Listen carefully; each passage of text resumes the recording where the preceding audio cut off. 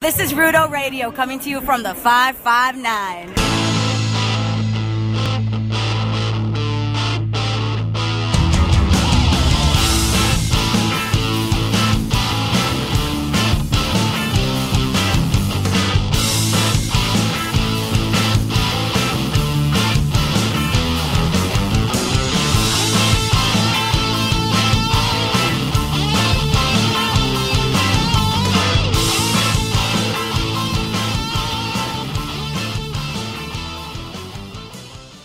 Hello and welcome to Rudo Radio, SB Nation and Cage Side Seats, weekly wrestling podcast. God damn it, Nick.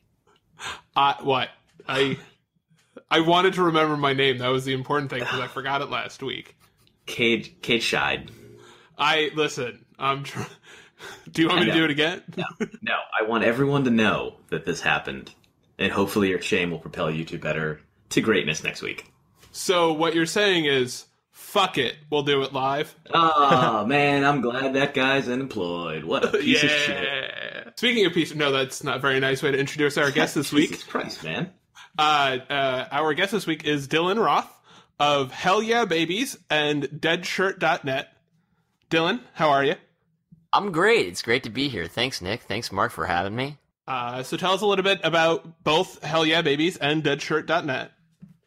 All right, well, Deadshirt.net is a site that I founded a couple years back, just a pop culture site, where the goal was kind of just to be having fun and writing from our hearts and leveraging our personalities and really talking about pop culture in a positive way that wasn't all clickbaity. And it started out being very comics heavy. I know, we never made any money. So it started off kind of comics heavy, and which is fine, but over time it's really branched out, and there's more movies and TV content, and now we have a weekly wrestling section called Too Much Wrestling. It's like just a column where we basically review wrestling shows, like by picking out a particular match and talking about the storytelling in the match. That way, like if we end up doing Raw or SmackDown 2 weeks in a row, we're not talking about all the same stuff. Like this week we'll write about Sami Zayn, and this week we'll write about Kevin Owens and about the individual story being told in that match, so there's less repetition. I think that's pretty cool, and of course we do New Japan and other indies as well as WWE. But I'm also very excited to be here and talk about the Hell Yeah Babies, which is my band from New York. That is it's a power pop band. I know. Why are you booing? Are you booing my band, or are you booing New York? New York.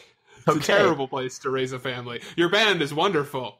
I'm glad to hear that. Like, oh yeah, why don't you come on the show, talk about your band, so I can boo it. It's gonna bury your band on my podcast. I mean, don't you ever hear those like shock radio segments where they invite you on just so they can shit all over you? Yeah, surprise. Yeah, and you said you listened to the show. How do you not know that? Damn it, Nick! I should have known.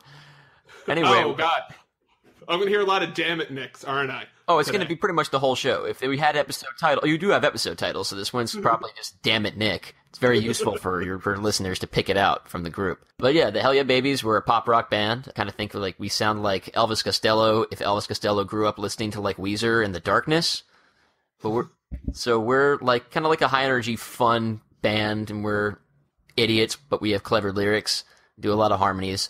And we're just a good time. And right now we're preparing to record our first full-length LP, and we're crowdfunding it on Indiegogo. So you can check out the Hell Yeah Babies all across the web at thehellyeahbabies.com or Twitter, Facebook, Instagram. And I'm sure you'll hear us begging for money. So Dylan, I have an important question. Hit me. How many parts are the harmonies? 3. 3-part harmonies? Mostly, yeah. I mean, not all the time, but yeah. What other? We do a lot of 3-part. We got 3 lead vocalists in the band, and we all back each other up. So it's good. Beautiful. It's good. Yeah, we're kind of like a boy band, but like older and less pretty. No, you're pretty. Speaking of pretty, though, Braun Strowman. Oh, baby. Mark? I mean, I'm in love with Braun Strowman. Just straight up confession. I don't love him. I am in love with Braun Strowman. That's where we've gotten, between flipping over an ambulance and just straight up picking up Kalisto and being like, "You're garbage now." I like that they decided, let's try to build some monster heat for Strowman by having him beat up every mid-carder that nobody likes. This is like his first target. He's going after Goldust and R-Truth. Oh no, we're so upset that Braun Strowman, our favorite dude, is wrecking these guys nobody cares about, and then he literally takes Kalisto, who just showed up on Raw, and puts him in the dumpster. And when Big Show comes to stop him, he does not retrieve Kalisto from the dumpster.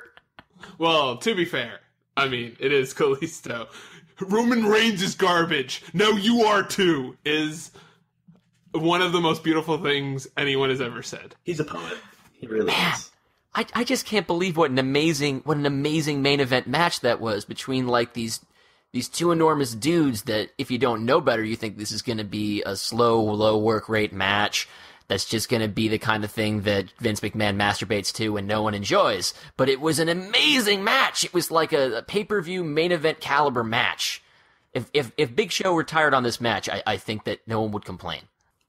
My heart would be broken. I want to see him every 5 years or so destroy a ring that seems to be, somebody has to keep ring makers in business, and it's going to be the Big Show. It's amazing that there are people who complain about that. They're like, oh, I've seen this before. It's boring. I'm going to pop like crazy every time someone like lifts the Big Show like Strowman did. Because even though Big Show is smaller than he used to be, the dude is 400 pounds and 7 feet tall, and if you lift him over your head, I'm just gonna pop. Like, this is guaranteed. And also, now it's pure muscle, too. Yeah.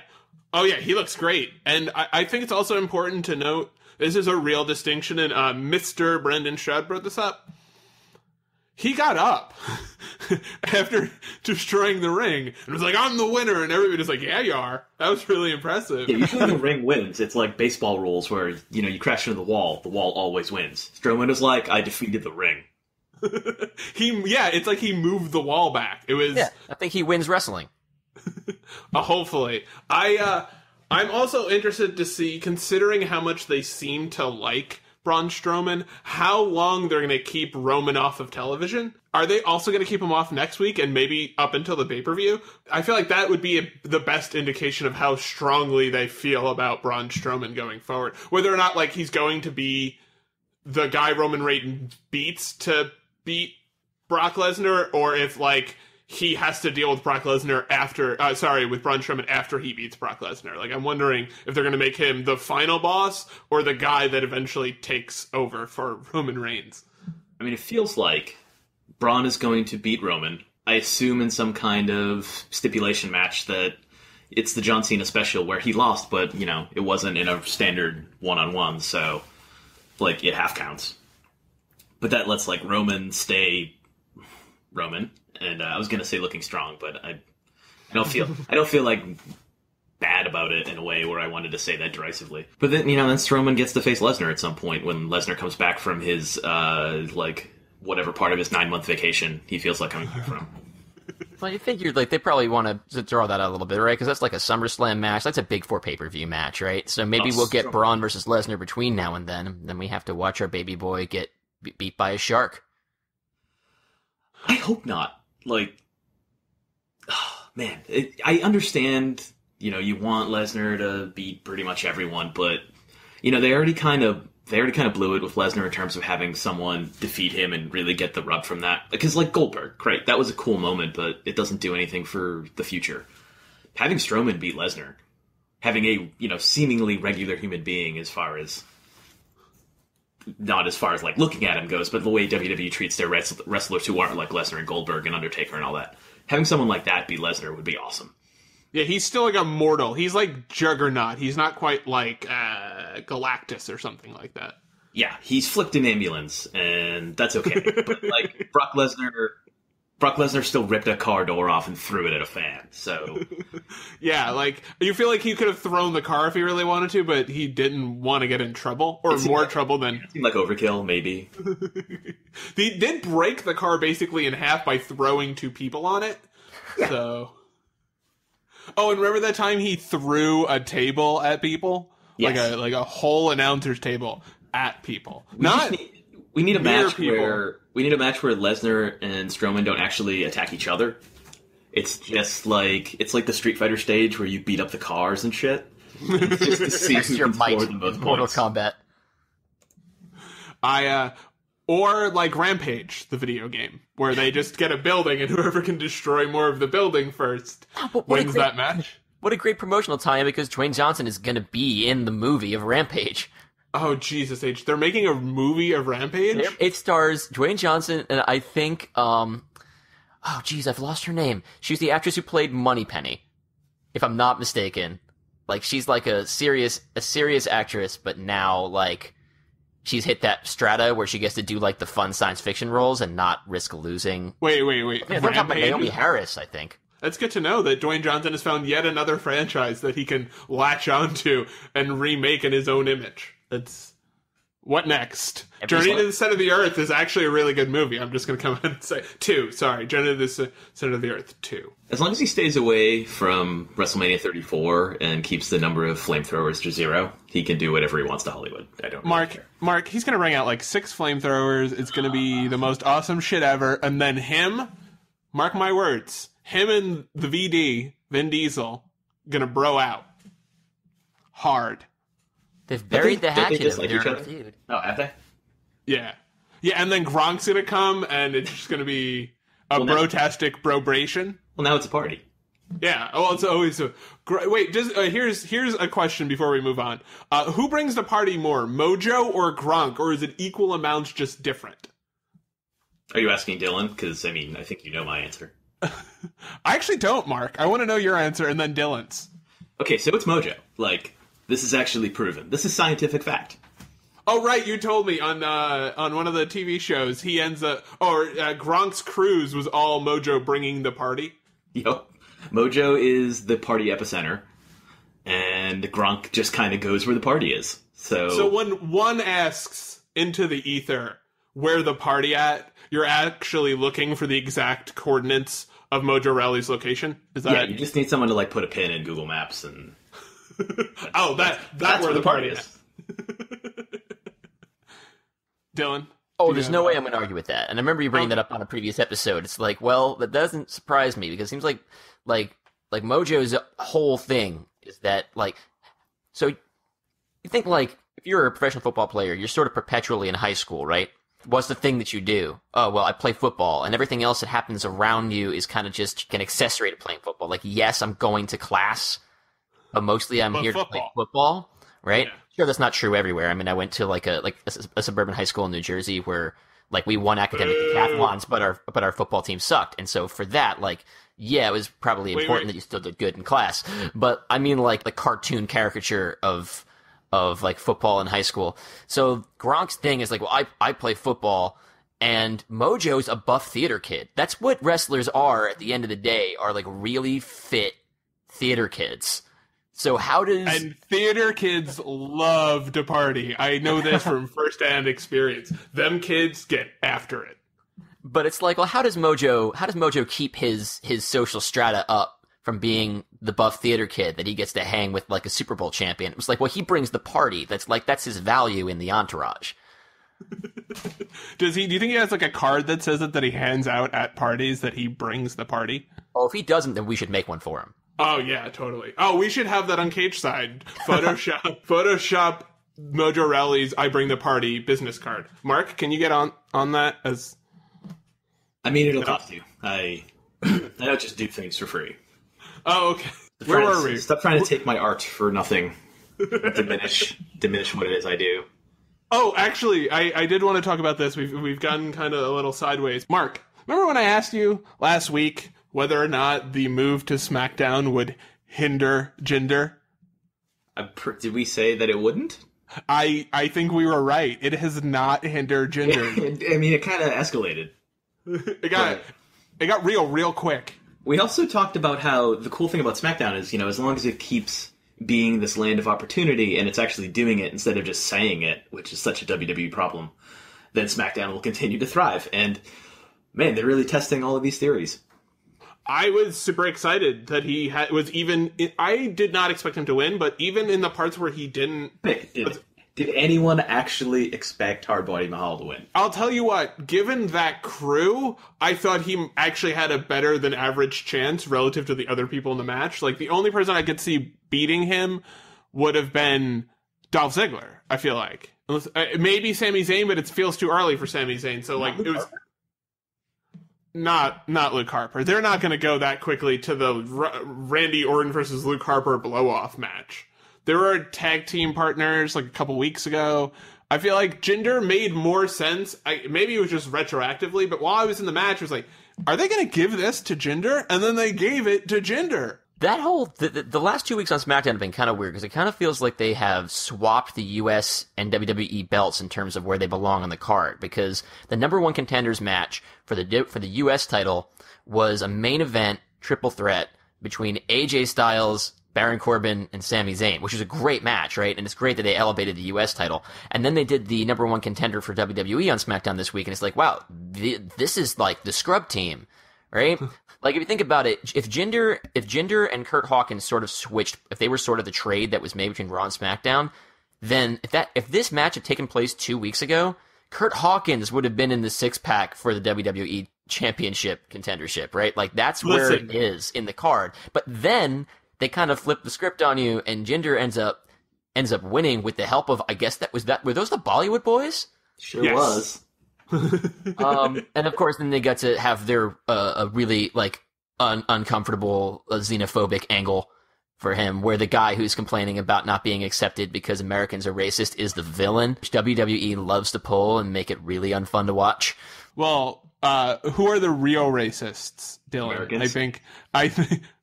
I think that's the question they're asking.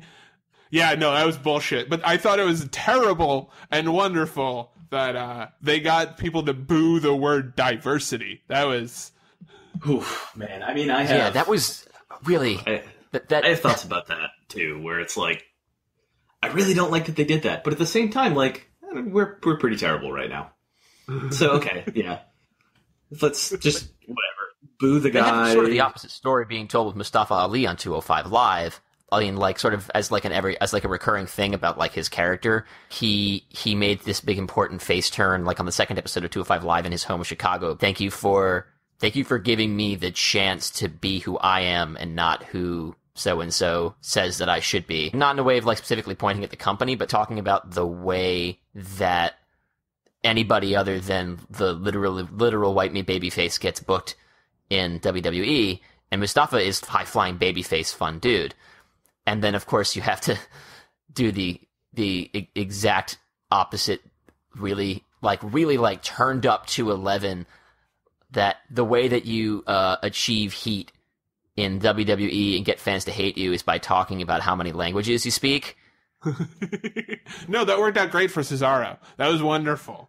He doesn't bring that up every, 10 weeks. Just be like, I speak 5 languages, right? What are the 5 languages? Do we know the 5 languages Cesaro speaks? English, Swiss, French, Spanish. German? Maybe? I don't know what the 5th is. I'm going to have to call him and ask. The 5th I hope that one of them language, is totally out of left field that we'd never guess. Maybe Luxembourgian. That's a good language. I don't think that's the language. I know, we all talked at the same time. My joke didn't come through. Oh, sorry, Mark. Damn it. I'll say it again. Because it's definitely funnier the second time. The 5th language that Sarah speaks is wrestling. Oh, that's good. That's good. Well, you know what? Agree to disagree. It's okay, listeners. I was employing sarcasm. Not you, Mark. Never.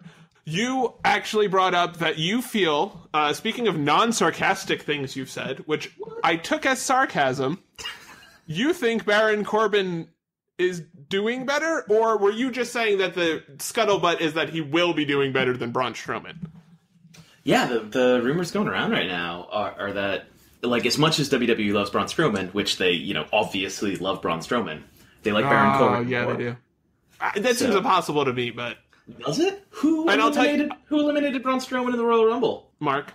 The 2 has won an Andre the Giant Battle Royal Memorial whatever, Dre. Mark. Don't use the Ziggler voice. I want to talk about my feelings. No. Braun Strowman, and here's the thing. He flipped over at Ambulance last week. I think they like Braun Strowman more. But if they... And here's why I say that. If they don't like... If they like Baron Corbin more than Braun Strowman, what are they going to have Baron Corbin do? like be the top star on Raw and WWE champion. But I mean, metaphorically, are they gonna have him like eat a wolf with his bare hands? It's difficult to. They're not the same guy, Nick. They don't have to make him top Strowman. It's just they like him more as making him the top heel on SmackDown and eventually WWE champion is pretty cool. Oh yeah, no, I agree. They let Braun Strowman flipped over why if they don't make him the biggest star in the history of wrestling, I'm quitting watching wrestling.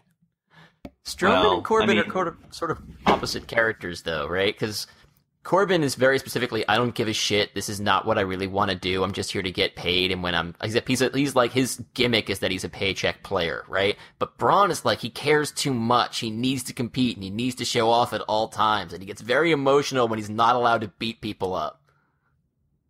That's a beautiful way to put that. That's why I love him so much. I love someone who wants to crush a lot. A lot. That man loves crushing more than I've ever seen anybody love anything, except for maybe me and my wife. I love my wife as much as Braun Strowman likes hurting Roman Reigns. I feel like that's impossible.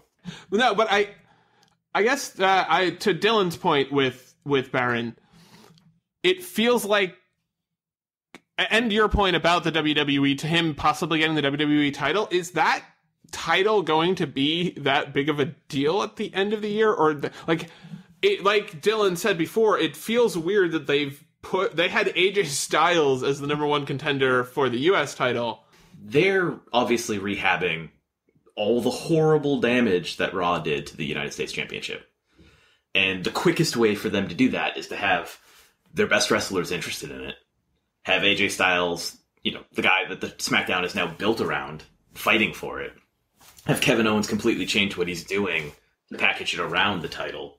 These are all like temporary things, though. Just like the Jinder feud isn't really about him going for the WWE Championship as much as it is building a stable around Jinder and making him no longer a jobber. Building him up into a mid-card guy who, on SmackDown, because of the size of the roster, they can, build up into something, have room for him in like Money in the Bank or whatever in June. That's kind of what this stuff is about. Like, SmackDown is in a weird place right now because they just get all this new talent where Raw goes, hey, these people are exciting and you really like them, but we have nothing to do with them and you have to start from scratch. Also, you're already telling stories, and now we need to, make all of these pieces work together. Also, fix the United States Championship. And we're taking Bray Wyatt from you. So there's just all of these weird, confusing pieces where SmackDown is trying to finish telling the stories they were already telling, doing Raw's dirty work for them, and introducing all of these new people in, and at a time where they brought in the New Day and they can't even show them yet, So that's why Big E's not in the six-pack challenge or whatever. Yeah, that is true, that they're a little low. Like Rowan, I don't know if makes it if Big E's available. Pray for Kofi. That's hashtag pray for Kofi. So you don't think this is a long-term switch? This is just literally hey, we need a big match centered around the US title and a less big match around the WWE title, essentially?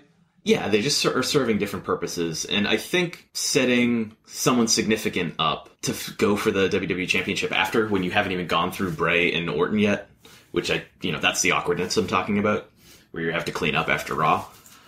That kind of distracts from that. I mean, Orton even ignored Mahal, but there are ways to work with that, and if you're building this stable, which is something they don't really have, and you get another SmackDown tag team in it, and that helps the division, and Jinder stock has risen, and Randy Orton gets to move on to something else afterward, and the US title looks better because of who's been involved in it, and then the roster's a little more settled, a month from now.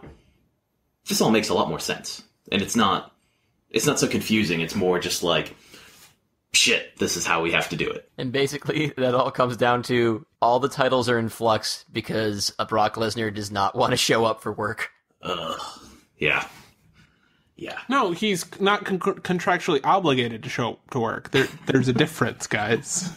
I don't even mind Lesnar doing that whole thing. It's really not a huge problem, especially because they have so many other titles, and it'll force Raw to, remember the Intercontinental title exists, to feature maybe more than 2 to 3 women at a time, give the cruiserweights a little more time. There's plenty of other things that Raw can be doing. Whether they'll do it or not is an entirely different question, but there are things they can do in Lesnar's absence. It just sucks that SmackDown is stuck in this role where it's hey, rehab this wrestler and this title And also, you're in a holding pattern for a month because we changed our minds about which show Bray's going to be on.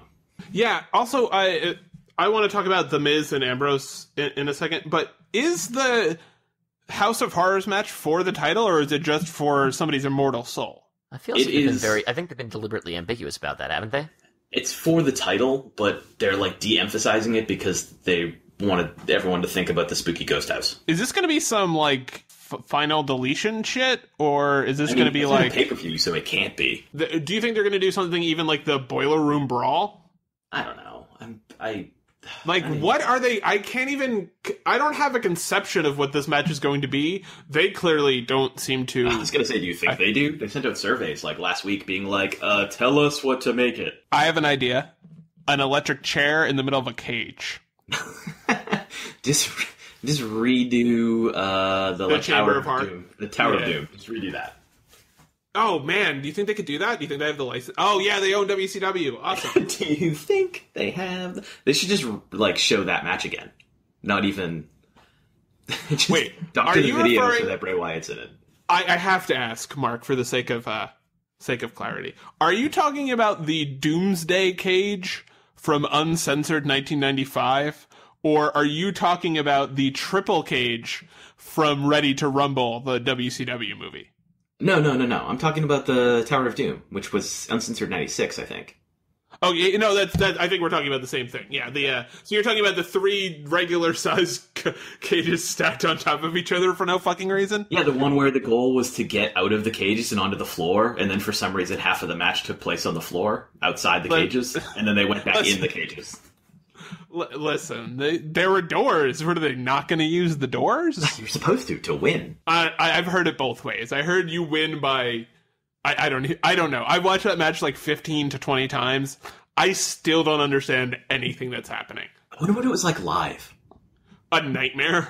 I don't even mean live on television. I mean while you're in the arena. Because trying to figure out what it is. Yeah, because it's in a completely different place than the rest of the show. Like, there's the ring where everybody's watching, and then there's this other ring with 3 cages on top of it. Dylan, is that the worst match of all time? Okay, I have to take your word for it. I have been hearing people talk about it. They actually had was there an anniversary or something recently? They brought it back into the public eye because there was a Friends podcast that was talking about this exact same match this week.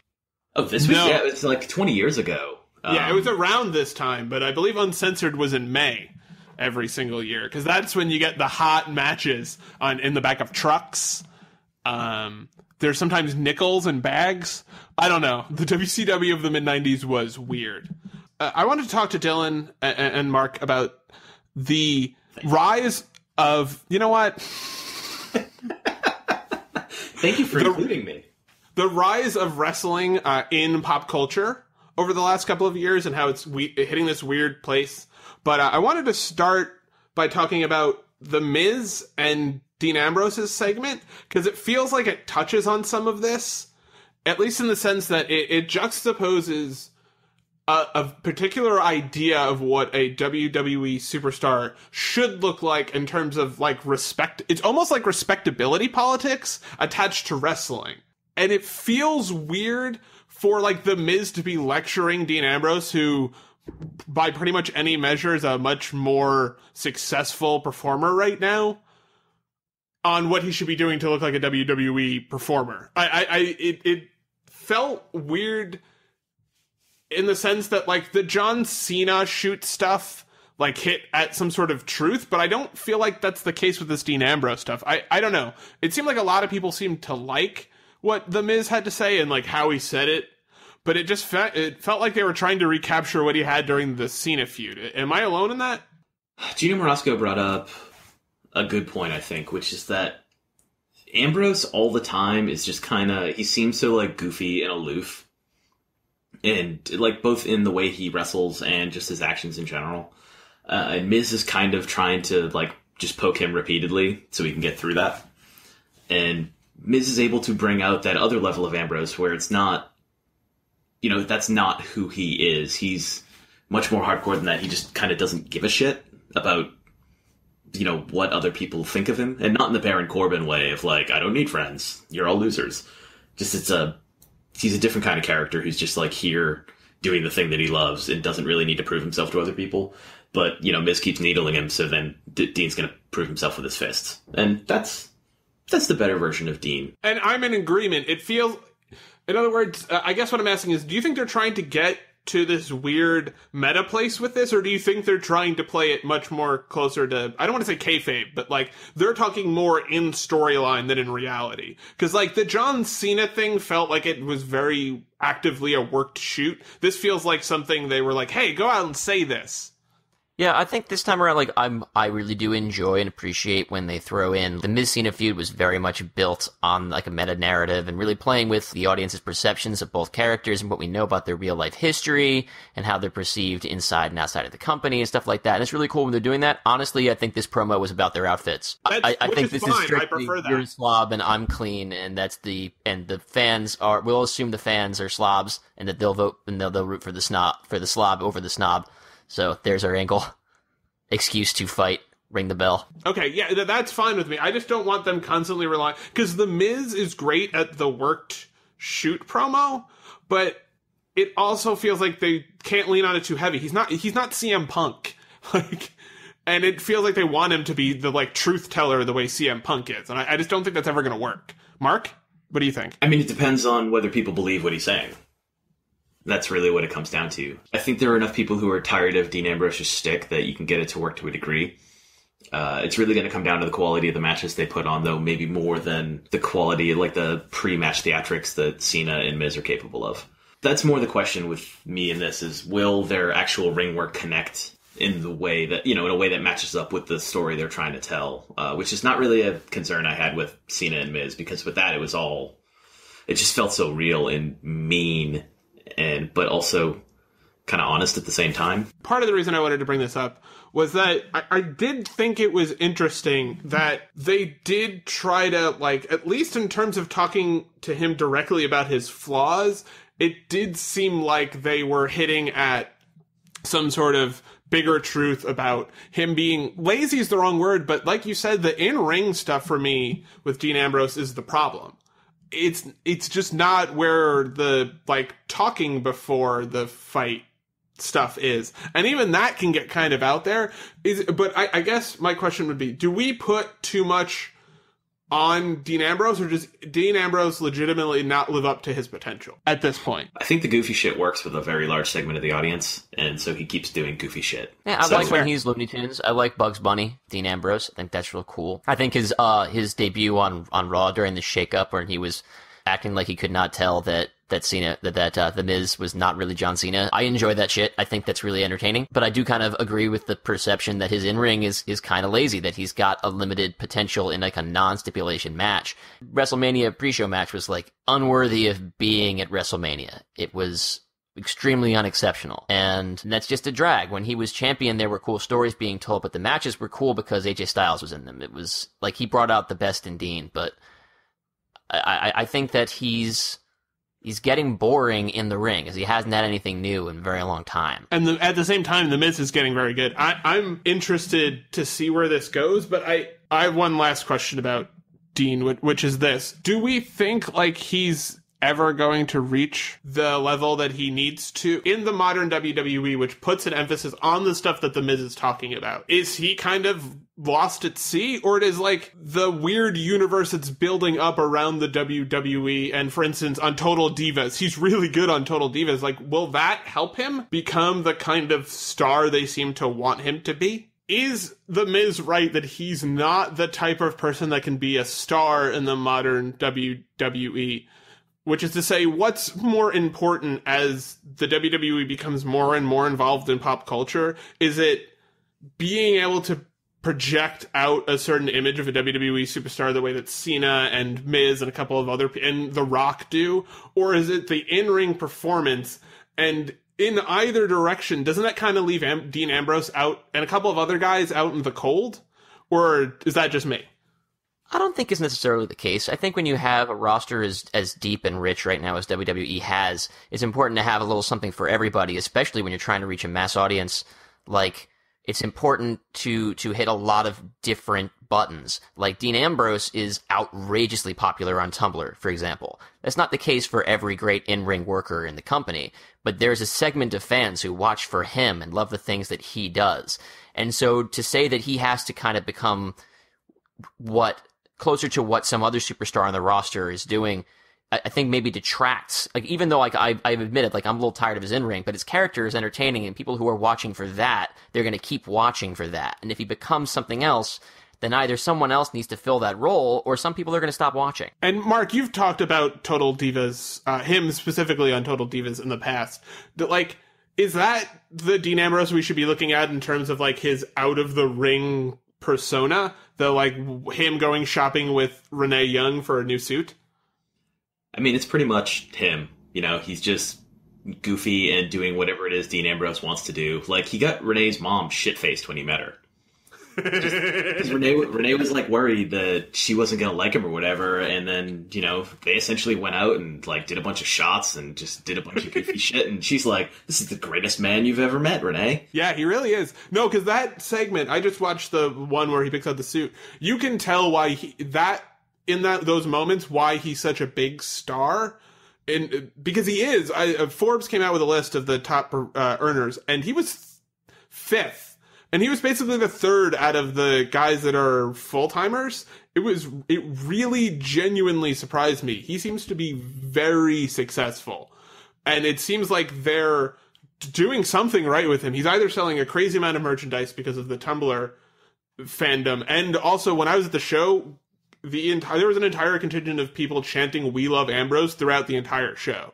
Like, there's something, and I think it's indicative of, like Dylan said, that the WWE, as it gets bigger and bigger, is kind of having the ability to be stars that transcend wrestling, but also stay completely within wrestling, like a Dean Ambrose. It doesn't have to be The Miz or John Cena to a larger, and even further extent, becoming these, like, transcendent crossover stars. Yeah. He's Deadpool before the movie came out. Yes. Yeah, and I've been saying that for a very long time. That character and him, I think, work really well because he genuinely doesn't care. And I think, in general, there's a lot of stuff that the WWE has done, especially with the network and things like that, but also things like Netflix coming up with a wrestling television show and putting Lucha Underground on Netflix. Before we, 1 second, Nick. I just looked down and realized I'm wearing a fucking Dean Ambrose hoodie right now. That's good. So you're trying to tell me that he's a brand?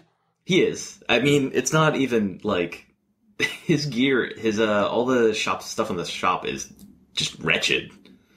But people buy it because Dean Ambrose is awesome. And also because they're afraid the next thing will be uglier. That's a weird economic phenomenon that I think I agree with. Like, anytime, like, if Triple H ever came out with a good t-shirt, I'd buy 4 of them.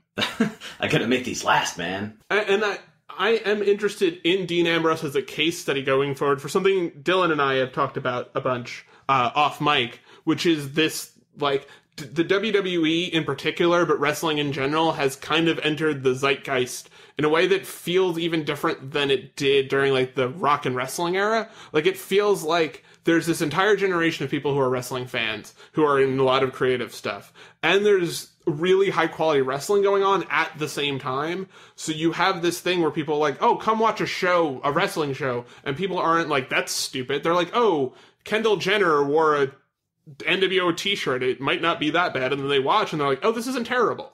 Like, I don't hear a lot of people going, I love wrestling, but I have a lot of people going, this is way better than I thought it was going to be.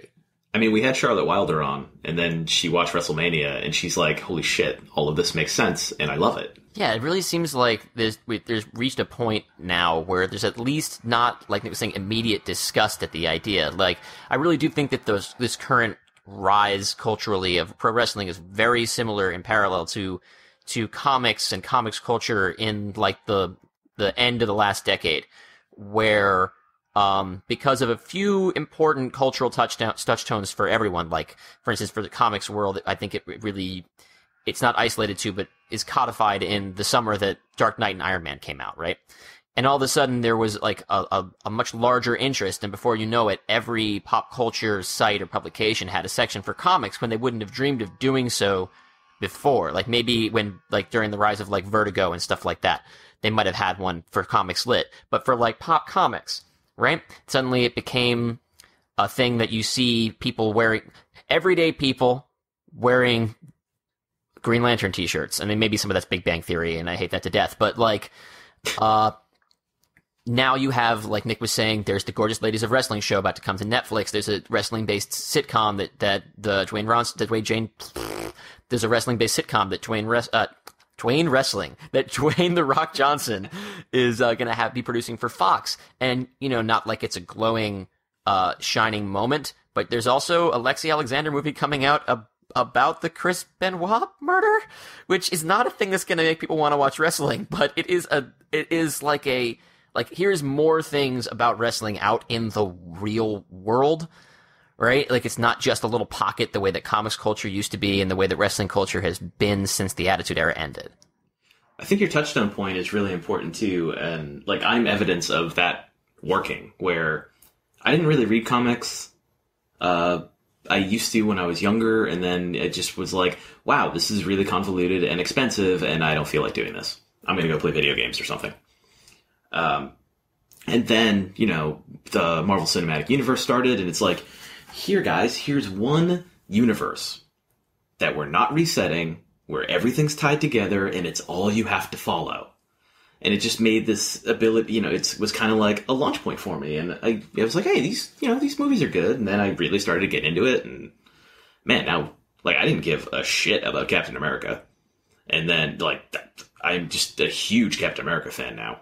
Like, I still haven't picked up a comic book, but now I'm super into that whole culture. And I just needed that touchstone to get going. And, you know, as wrestling gets more into pop culture, and as Nick mentioned, it absolutely is when you've got an entire generation of creators of all kinds, you know, just referencing it, making art for it, just doing everything wrestling. You know, it's easier than it's ever been. Yeah, and I think the WWE Network also allows people to... I know I bring him up often, but the idea of the WWE Network for, like, my dad is mind-blowing. Because he can watch stuff he hasn't seen in years and, like, vaguely remembers. And I can just be like, oh, remember Royal Rumble 1992? Here's Royal Rumble 1992. Enjoy. And he can, like, relive stuff that happened 25, 30 years ago that he vaguely remembers and is now available everywhere. Like, you can pick it up on your phone, your iPad, your television, your Apple TV, your PlayStation 4, your Xbox. It's this ubiquitous thing that's changed the way we watch wrestling. And I think also along the same lines is with the WWE Network, they've created all these offshoot television shows, and like Southpaw Wrestling, Regional Wrestling is a perfect example of them creating these like interior, like weird things that are just wrestling, making fun of wrestling. It's hard to explain. It's almost like it's this incredible like meta commentary on a thing that's already incredibly meta. It's very weird. It was very weird to watch Southpaw and like recognize that as not the future of wrestling programming, but a future of wrestling programming. And I like the way you were talking about the network. It kind of also reminds me of like digital comics phenomenon. Really, I think they're related in that what WWE is starting to do, which comics was also doing, I guess really the cycle for that started about, again, maybe 5 years ago, is acknowledging the breadth of their audience in a way that encourages the breadth of their audience to get deeper, right? There have always been all kinds of people who read comic books. There have always been all kinds of people to watch wrestling. But the product was being specifically marketed and sometimes targeted very specifically to one segment of that group. And I think for both comics and wrestling, we can pretty much assume we're talking about straight white male teens in early 20s, right? But there's a much larger audience in comics and there's a much larger audience in wrestling. And when you have this distribution platform that puts it right in your home, and you don't even have to go out, and you don't even have to interact with other fans if you don't want to, but you can now with social media, you can interact with any subset of those fans that you like, right? With digital comics, people who maybe didn't feel comfortable or welcome at their local comic book store were now buying comics. And what do you know? Ms. Marvel is an enormous book, right? It's great. And you have metrics that everyone can see about how well this book does. And it's not just being bought by the audience that you thought as the visible comics audience. It's being bought by the rest of that audience that you weren't looking at, and then new people who are reading it because they would never have thought of going to a comic book store. But now they can get this great comic at home, and they can start reading that, and that'll lead them to other books, right? With the WWE Network, well, you can start it for free, and then it's way less expensive month for month than it used to be a wrestling fan when you were buying pay-per-views all the time, right? And so you don't even have to have a group of friends to share the price of a pay-per-view with. You can just watch wrestling by yourself, and then that'll be like, well, I wonder who else is watching wrestling. Then you go on Twitter, and then you find out that there are a million people just like you who watch wrestling, and a million people who are nothing like you who watch wrestling, but now you have something in common. It's incredible you used to have to do tape trading, which, that was before my time, and I was never going to get into it even when it was my time. That's a lot of effort. As much as I love wrestling, and now it's like, hey, you want to watch full matches on YouTube? You want to get WWE Network? Do you want to subscribe to Be On Demand because you, also have enough time for the indies? New Japan Pro Wrestling? It's so easy to get this stuff, and I think that access has also changed things, too. You see, yes, ratings are down, but who cares? The ratings engagement's way up, and general interest is pretty much stable from 10 years ago. It's just you have different people watching, and they're watching in different ways. They're watching on YouTube, they're watching on the network. WWE's pretty good. Some sports leagues are terrible about this, but GIFs and videos and everything go out there. They leave the fandom alone to enjoy it, and I think it helps bring people in who maybe they don't become full-fledged fans, but they have a better understanding of what's going on. Watching Twitter lose their minds when they realize how much wrestling happens during WrestleMania weekend is great. But also all those people don't unfollow me or block me or anything, so which was a real concern a couple of years ago. Yeah, I remember saying I released a wrestling article in 2012, 2013, where I talked to Josh Reddick about wrestling. And we talked about Triple H and the Shield and all these things, and people were like, wait, you like wrestling? I'm like, yep, sure do. Love wrestling. Is that okay? And then other people were like, wait, you like wrestling? We're allowed to say that? Oh, and now we've destroyed baseball Twitter. It's wrestling Twitter. Yeah, that was a weird thing, because I very briefly wrote for SB Nation as a baseball writer, and a lot of baseball writers almost every baseball writer who followed me was also a wrestling fan. I think that was part of oh, you like wrestling too? Welcome to the club. It was, there is a lot to be said about the problems with wrestling media online, but people who write about wrestling, especially long form, tend to be people who really love wrestling as a secondary thing. And I find that usually to be very, and the people that don't, the people that are primary wrestling writers, usually are really good writers of almost technical writers, in the sense that they can take these incredibly complicated things and synthesize them into something that's understandable. And I've always been impressed, at least when I've been editing, by the relative quality of people writing about wrestling to pretty much any other sport. And it's not that other sports have bad writers, but a lot of the writers I've dealt with are actively engaged literary more style writers than sports writers. And I think baseball has a lot of writers like that too. So I think that's why you find a lot of baseball writers who are also wrestling fans. Well, sports journalism is often about trying to tell a story. It's also about trying to stay afloat in this horrible content farm that we've created for ourselves and can't escape, but it's mostly about telling stories. No, and I think baseball in particular has always felt like a story sport more than a stats sport. Stats are important, but they're there to tell the stories of who's actually good and who isn't. Even that has their own narratives or bad. Don't even get me started on what's happening right now with baseball and what stories are. Do you want to have our own podcast called Sad Face Emoji Baseball? I absolutely do not want to do that. Oh, okay. Well, moving away from baseball writing.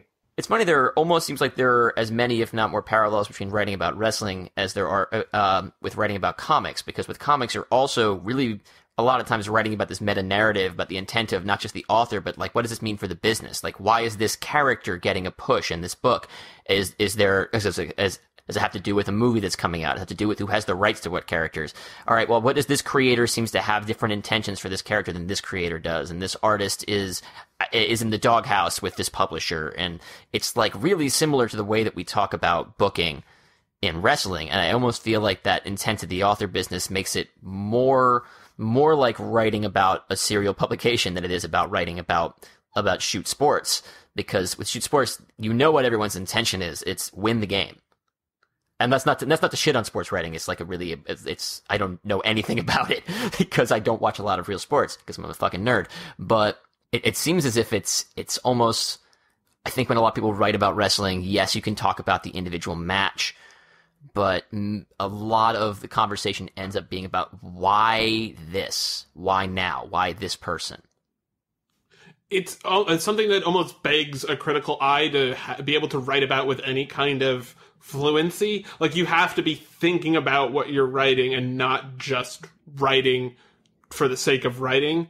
And I found that, in general, one of the hardest parts to write about wrestling is you can't just be like, The Undertaker won this match. You have to understand why he won this match in the way that you have to understand why Black Manta wants to kill Aquaman. It's been interesting going from being a full-time baseball-only writer to a full-time writer who covers baseball and wrestling, because I had to really adjust how I was covering wrestling so that I could account for things like that, where, kind of doing like a morning roundup. It's the things that we expect to have, it's things we see building off the night before, kind of like recapping to a degree things that we just saw, kind of anticipating things. So yeah, you're trying to find these threads and follow them and explain them, and you really have to learn to tell the story, whether it's been told or this is how you think it's going to be told. And I know from writing a semi-weekly piece at The Classical, it became a thing where you'd introduce concepts from, in your case, day to day, but from week to week, that you would then expand upon, but you had to treat it like you were resetting a television show. So you couldn't just be like, oh, there's Booger, Booger's the neighbor, but you also had to establish, like, I'm making this reference because we've talked about this previously. There's this weird balance between trusting your audience to be following along and holding the hands to a certain extent of the people who haven't been reading. Where with baseball, at least for me, it was kind of like, if you follow the team, you know all of the players. If you follow this, you know all it doesn't really, if they hit a home run, they hit a home run. Whether or not they hit a home run the previous game is interesting, but it's not important to whether or not they hit a home run this game. Unless they're breaking a record, like Barry Bonds. Every time he hits a home run, it was, yay. But yeah, I think the future of wrestling writing relies on people who were afraid to write about wrestling starting to branch out and do so. Like you have at deadshirt.net, because the Too Much Wrestling column is fairly recent, right? Yeah, we've actually been doing it for a couple of weeks. I guess a couple months now. We started right after the Rumble, I think, and we've been doing that every week since. I think we took one week off just because everybody, right? We're all amateurs with day jobs and things that we do, right? So we had one where we just couldn't put the thing together. But yeah, it's been going on for not very long, and but Dead Shirts actually has a long history with wrestling writing, because one of the people responsible for getting me into wrestling would be Dominic Griffin, who used to be our movies editor and was our comics editor for a time, and he did a really wonderful column called In This Very Ring, which was designed to basically be a guide to getting into comics sort of from the perspective of getting into wrestling sort of from the perspective of a comics fan. The very first installment was called All New WWE #1, and it was about the Raw after Mania as an entry level, as like a reboot, as to be your first wrestling show. And so we've actually had wrestling content since long before I was watching wrestling, because I'm fairly new. You started writing that in 2013, and I didn't really start watching until the 15 Rumble, which was a really good one to start with, because that Rollins Cena Lesnar match is insanely good.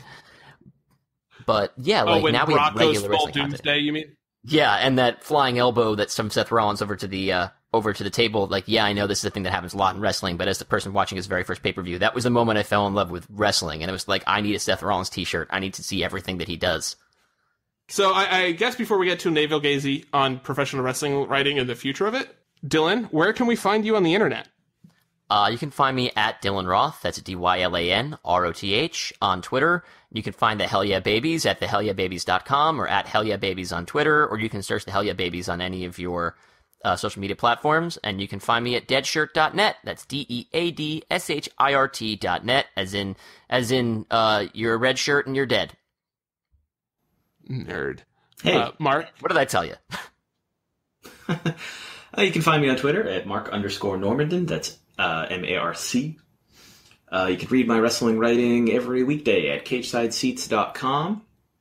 You probably won't see anything else from me on the SBNation.com/wrestling side until Payback is approaching. Once WWE figures out what that is actually going to be, then we'll start writing about it. It's funny you think that's going to happen. It's very funny to me. You can find me on Twitter at the Nixer. That's THEN1CKSTER. You're welcome, everybody. I'm really proud of myself. Nick, in a totally unrelated story, did you know Asuka is like 10 matches away from passing Goldberg's streak? Yeah, no, that's why I didn't mention how many times I got in there right in a row. I forgot about that. See, I said it was totally unrelated. You can check us out at soundcloud.com/Rudo Radio. That's RUDORADIO. Dylan, do you have a review for us this week? Hold on. I feel like, Nick, we've assumed that everyone knows what we're talking about when we say, do you have a review for us? And I don't mean the guests, I mean the listeners. They don't? Well, we haven't. I'm not sure what you mean, and I'm both a listener and a guest. See, Nick? You can rate, review, and subscribe to us on iTunes. If you don't want to come up with your own review, you use the one that we give you, and then we know that you'll even bother to listen to this part of the podcast. Well, I don't expect them to listen to this part of the podcast. That's why it's so... Well, just for the couple of people who maybe, forgot to turn it off. Dumb. The phone is out of reach. Sad. Exclamation points. No, don't chastise them like that. Anyway, You mean like our president does, random citizens? Let's not get into that. USA. Diversity. Jinder Mahal is right. Anyway, Dylan, that's what you're coming up with a review for, so that people who don't want to come up with their own can just bogart this one. I got a review for you. Okay, enjoy Rudo Radio, the wrestling show where two friends try to convince you they don't like each other. Yeah, that seems pretty accurate. That's Whoa, he is exposing the business. Well, Mark, I guess if there's nothing left to say, the only thing left to say is...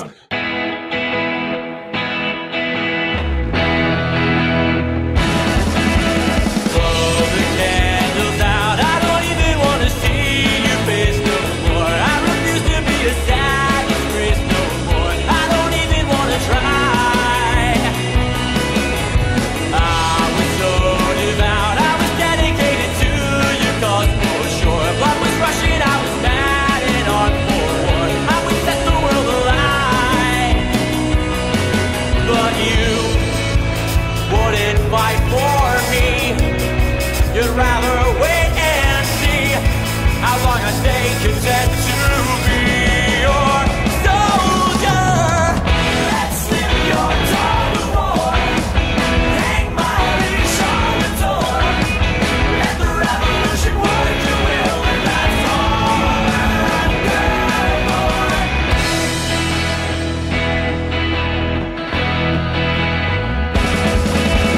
Here among the poor, sad, despicable, oppressed, and misinformed, must be hard for you to bite your tongue secure in the promise that you're right and everyone is wrong. You know the truth, you decide what's problematic and uncouth. You're the voice of the dramatic Tumblr youth, and you're marching in tonight.